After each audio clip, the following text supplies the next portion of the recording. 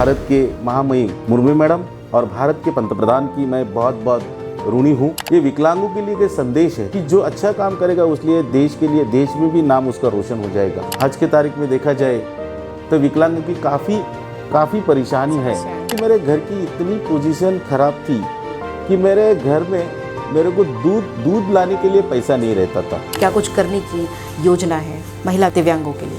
देश की महिला सुशिक्षित नहीं हो पाएंगी तब तक देश की तरक्की नहीं हो पाएगी। रिक्वेस्ट करना चाहता हूँ कि पार्लियामेंट में अगर हमारा सदस्य अगर हो जाए तो वो कुछ ना कुछ अपना मांग रख सकता है, मान सकता है। वहाँ पे विकलांगों की क्या समस्या है विकलांग ही बता सकते हैं। तो ये गुजारिश कर रहे हैं कि अशोक जी हमारे लिए कुछ मराठी गाने गुनगुनाए। शूर अमी सरदार आम्हाला काय कुणाची भीती।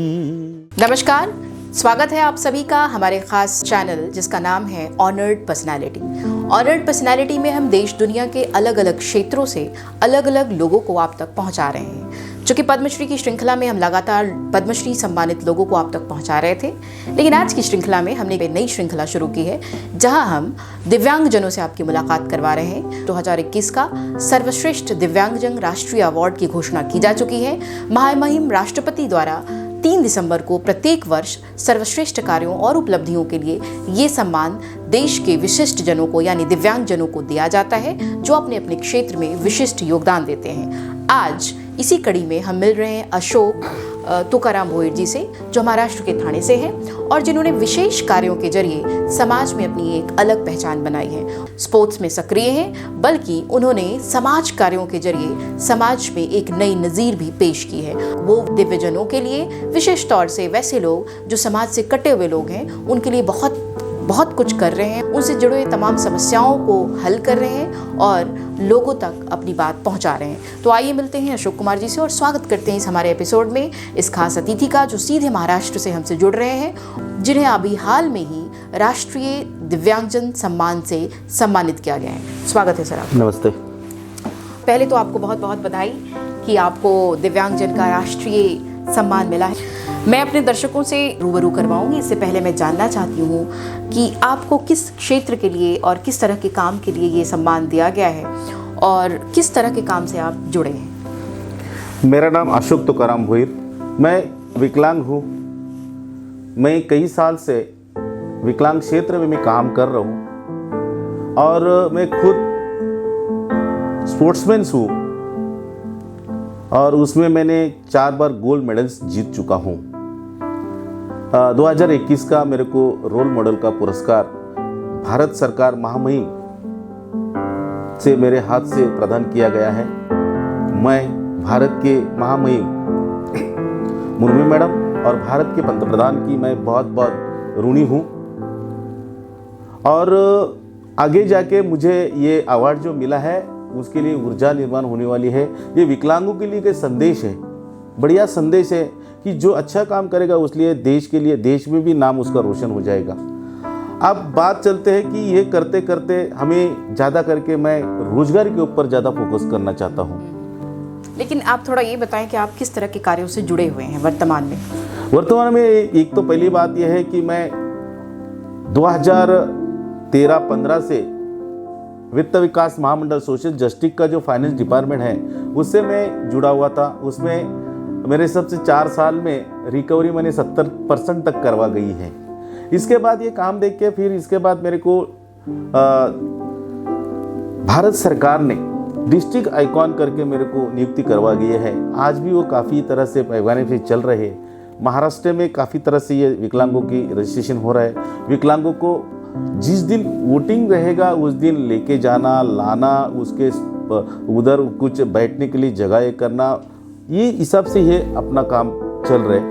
तीसरी बात यह है कि ये करते समय महाराष्ट्र करते समय विकलांगों का रोजगारी का भी एक प्रबंध करना होना चाहिए। आज के तारीख में देखा जाए तो विकलांगों की काफ़ी परेशानी है, समस्या है। तो भी ये सरकार ने, केंद्र सरकार हो या राज्य सरकार हो, इसमें से 5% जो फंडिंग दिया जाता है उसमें से काफ़ी पैमाने से विकलांगों को आप गुजारा कर सकते हैं। हम जहाँ इलाके में रहते हैं, जहाँ एरिया में रहते हैं, वहाँ पे कॉरपोरेशन की तरफ से 5% फंड की नियोजन की गई है। मैं मेरे में जिधर रहता हूँ वहाँ से 2000 लोगों को आज तक मंथली 2500 रुपये की पेंशन दिया जाती है। दूसरी बात यह है, विकलांग स्वावलंबी बनाने के लिए 2-2 लाख रुपया दिया गया जाता है, वहाँ से वो खुद अपना पैर पे खड़ा रह के अपना बिजनेस करे। इसके अलावा बहुत सारी कुछ योजना है, योजना को फॉलोअप करना हर स्टेट के लिए है, लेकिन हर स्टेट में करना चाहिए। अभी मैरिज के लिए लाख रुपया दे रहे हैं हमारे इधर, महाराष्ट्र गवर्नमेंट 50,000 दे रही है। संजय गांधी योजना के 1200 से हमारे स्टेट में तो 1200 रुपया दे रही है। जी जी, हम उस पर भी आएंगे। हम बातचीत कर रहे हैं एक बहुत ही ऊर्जावान, जुझारू और देश के और समाज के लिए नज़ीर अशोक तुकाराम जी से, जो न केवल अपनी असीमित ऊर्जा से समाज में सकारात्मक संदेश दे रहे हैं, बल्कि दिव्यांगजनों के लिए भी एक नज़ीर बन रहे हैं। तुकाराम जी ने तमाम संघर्षों को झेलकर, विकट परिस्थितियों से आगे निकलकर समाज में एक नई चेतना का प्रसार किया है। आज हम उनसे जानने की कोशिश करेंगे कि तमाम मुश्किलों के बावजूद इन्होंने किस तरह से अपने संघर्ष को अपने भीतर जिया और उसके बावजूद संघर्ष की आंधी में भी खड़े रहे। अशोक जी, जब आप इस समस्या से जूझ रहे थे, आप जब चूँकि मुझे नहीं मालूम आप बाय बर्थ हैं, जन्म से ही आप विकलांग हैं या फिर बाद में ये समस्या आई, थोड़ा उस पर भी बताइएगा। और जब आप इस समस्या से जूझ रहे थे, समाज का क्या नज़रिया था जब आप स्कूल में थे और समाज में लोगों से मिल रहे थे, दोस्तों के साथ, तो एक सामाजिक दबाव था या कैसा था, कैसा महसूस हो रहा था? मेरा जन्म तो एक ग्रामीण विलेज में हुआ है।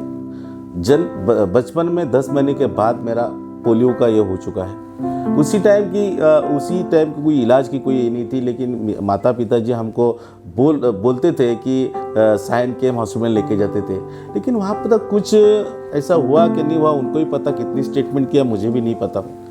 पहली बात तो यह है कि मेरे घर की इतनी पोजीशन खराब थी कि मेरे घर में मेरे को दूध लाने के लिए पैसा नहीं रहता था। मेरे हिसाब से 1-1.5 साल के बाद मेरे को घर में दूध नहीं मिलता था। कि घर का हम लोग क्या करते थे, माँ हमारी एक आटा रहता अपना, इसका रोटी का आटा, वो रोटी के आटे के अंदर पानी डाल के मेरे को दूध समझकर पिलाती थी। 3 दिसंबर को प्रत्येक वर्ष महामहिम राष्ट्रपति के द्वारा दिया जाने वाला ये सम्मान आज उन्हें प्राप्त हुआ है। सर्वश्रेष्ठ दिव्यांगजन सम्मान यानी राष्ट्रीय नेशनल अवार्ड इनको मिला है, इनके कार्यों के लिए, इनकी उत्कृष्ट सेवाओं के लिए। हम उनसे जानेंगे, अशोक जी कैसा महसूस हो रहा है? क्या अपेक्षा थी कि सामान्य काम कर रहे थे, लोगों से जुड़ रहे थे, क्या ऐसा जीवन में पड़ाव आएगा और नेशनल अवार्ड मिल जाएगा? क्या कुछ अपेक्षा थी, कभी सोचा था आपने? मैं एक सामान्य कार्यकर्ता हूँ। आज भी मैं वही हूँ, रहने वाला हूँ, वही ये करने वाला हूँ। भले कितना भी मेरे को सम्मान मिले, लेकिन एक सम्मान से एक क्या होता है। और दूसरी बात, ये भारत सरकार ने जो हर साल कर रहे हैं, उसमें से विकलांगों पे एक चैतन्य निर्माण हो जाती है, कुछ मैसेज अच्छा जाता है कि अगर कोई अच्छा काम करे तो उसलिए ये करना चाहिए। ये तो हमने अभी शुरुआत है, आगे बहुत कुछ करना है, लेकिन हम जो काम करें किसी गोल्ड मेडल के लिए नहीं काम करूंगा तो हमारा विकलांग लोगों के लिए काम करूंगा, विकलांग स्वावलंबी बनाने के लिए काम करूंगा, स्पोर्ट्स के लिए काम करूंगा। निस्वार्थ भाव से अपनी सेवा कर रहे हैं समाज के लिए, समाज को उस खास वर्ग के लिए जो सबसे वंचित तबका है, जिसपे अक्सर समाज आकृष्ट नहीं होता और ध्यान नहीं दिया जाता। अशोक जी वो विशेष काम कर रहे हैं, साधुवाद के पात्र हैं और लगातार मैं इनको आभार भी दे रही हूँ कि इनको राष्ट्रीय सम्मान भी मिला है इनके विशेष कार्यों के लिए। अशोक जी, मैं ये भी जानना चाहूँगी कि चूँकि महाराष्ट्र में आपका काम जुड़ा है, आप सामाजिक सेवा से भी जुड़े हैं, स्पोर्ट्स से भी जुड़े हैं, देश के बाहर क्या योजना है? मैं दूसरे राज्यों में, देश के बाहर तो नहीं कहूँगी, दूसरे राज्यों में हमारे विकलांगजनों तक, भाइयों तक, बहनों तक ये सेवाएं पहुँचे, और विशेषकर महिलाओं के लिए, जो महिला दिव्यांग हैं वो बहुत समाज में वंचित हैं, वो बहुत वो टूटा हुआ तबका है जिस पे किसी का ध्यान नहीं जाता।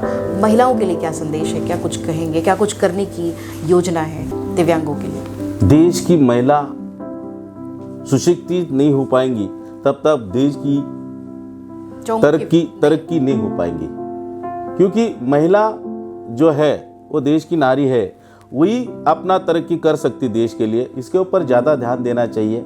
और दूसरी बात, छोटे मोटे जो बात ऐसी है कि कई जगह पे थोड़ा सा ये हो रहा है कि मैं ऐसे नहीं बोलूँ सब जगह पे भी ये कर रहे, मैं किसी के ऊपर मैं ये नहीं करना चाहता हूँ, रोष नहीं लगाना चाहता हूँ, लेकिन महिला के ऊपर ज़्यादा करके ध्यान दे के महिला के लिए काफ़ी योजना आज भी है, लेकिन ये वहाँ तक पहुँच नहीं पा रही। बिल्कुल। अगर वहाँ तक पहुँचेंगी तो मेरे हिसाब से महिला भी पुरुष से आगे जाने वाला तो है। वो पहुंचना कैसे हो, कैसे पहुंचना बोला तो उधर का जो तालुका लेवल पे जो ऑफिसर है, उन्होंने जहाँ पे लेवल पे काम करना चाहिए, घर में कितनी महिला है, इसमें कितना विकलांग महिला बहन है, वो भी देखना चाहिए। इसलिए तो मैं पहले भी बोला था कि जब तक ये विकलांगों का सर्वे नहीं हो पाएगा तब तक ये कुछ नहीं मालूम पड़ेगा। कि वो तो करते रहेंगे, गवर्नमेंट की अच्छी पॉलिसी है, गवर्नमेंट आज भी कर रहे हैं, क्योंकि फाइनेंस डिपार्टमेंट के अंदर जो हमको फाइनेंस देता है उसके अंदर जेंट्स के लिए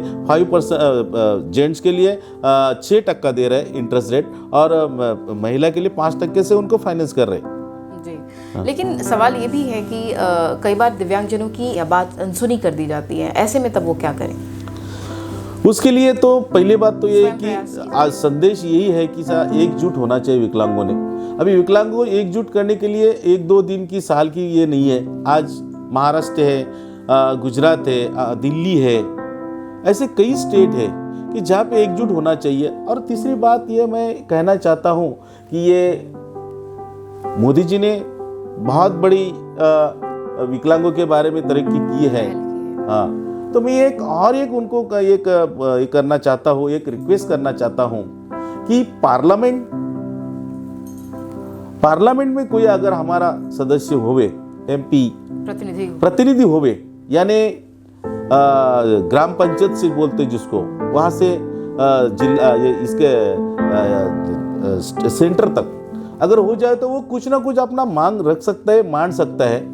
दूसरी बात है कि उनको प्रक्रिया में लेने के लिए ऐसा नहीं बोलो कि चुनाव लड़ा के करो, हम चुनाव लड़ा के नहीं कर रहे हो, लेकिन अगर नहीं लेना चाहते तो कोई जो कमेटी बनती है, जहाँ जहाँ पे वो कमेटी बन रहे वहाँ पे विकलांगों की क्या समस्या है विकलांग ही बता सकते हैं, सामान्य आदमी नहीं बता सकता। महाराष्ट्र में पहली बार ऐसा हो चुका है कि ये महाराष्ट्र का मंत्रालय अलग से बन चुका है। ये देश के अंदर की एक अच्छी गुड न्यूज़ है, और वो भी 3 दिसंबर जागतिक दिन के ऊपर उन्होंने करवा गया है। जी, जैसा कि हम जानते हैं अलग अलग वर्गों में, अलग अलग कैटेगरीज में दिव्यांगजनों को प्रत्येक वर्ष 3 दिसंबर को राष्ट्रीय सम्मान से सम्मानित किया जाता है। अशोक तुकाराम जी को वही सम्मान मिला है। अशोक जी बहुत सारा काम करते हैं, सामाजिक चेतना का काम कर रहे हैं, स्पोर्ट्स से जुड़ा हुआ काम कर रहे हैं। तो जैसा कि हम जानते हैं कि अशोक तुकाराम जी एक अच्छे गायक भी हैं, अच्छा गाना गुनगुना लेते हैं, और अभी हमने इनसे गुजारिश की थी कि कोई हिंदी गाना गाएं तो उन्होंने बहुत अच्छा गाया। अब हम दर्शकों की डिमांड पे ये गुजारिश कर रहे हैं कि अशोक जी हमारे लिए कुछ मराठी गाने गुनगुनाए, तो वो इस गाने के साथ तैयार हैं और आप तक पहुंचा रहे हैं। जी अशोक। शूर आम्ही सरदार, आम्हाला काय कुणाची भीती, शूर आम्ही सरदार, आम्हाला काय कुणाची भीती। मराठी में इसका अनुवाद तो मैं नहीं करके बता पाऊंगी आपको, शायद आप बताएं इसका क्या हिंदी अर्थ होता है। ये छत्रपति शिवाजी महाराज का तो आपने नाम सुना होगा, उसी टाइम का गीत है। शूर आम्ही सरदार, आम्हाला काय कोणाची भीती।